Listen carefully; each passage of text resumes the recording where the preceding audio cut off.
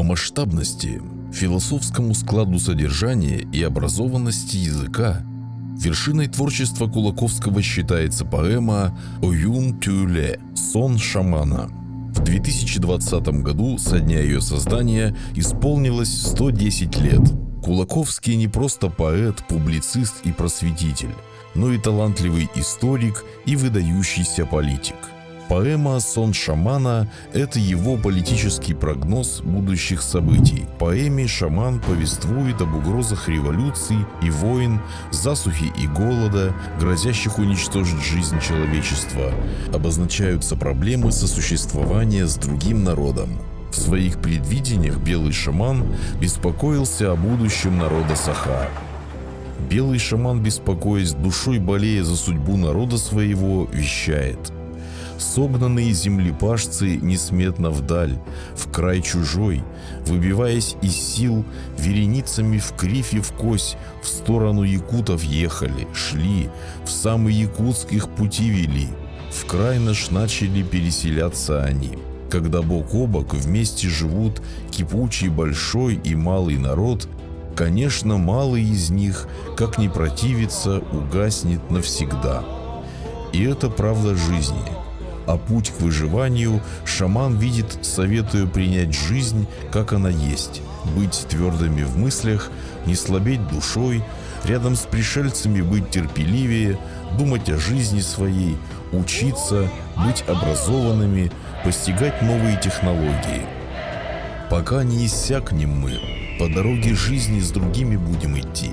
Пока не кончимся скорбно мы, падая, мучаясь, будем с другими идти. И сколько можем, с другими мы поспорим все же, умрем в пути.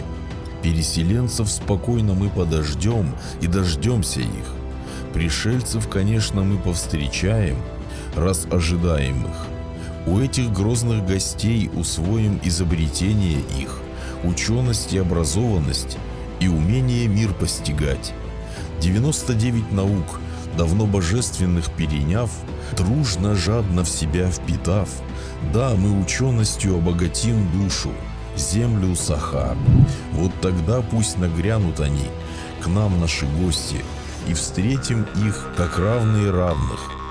Поэму свою Кулаковский завершил алгысом: «Владыки всех 90 пречистых небес, возносим наших стенаний песнь.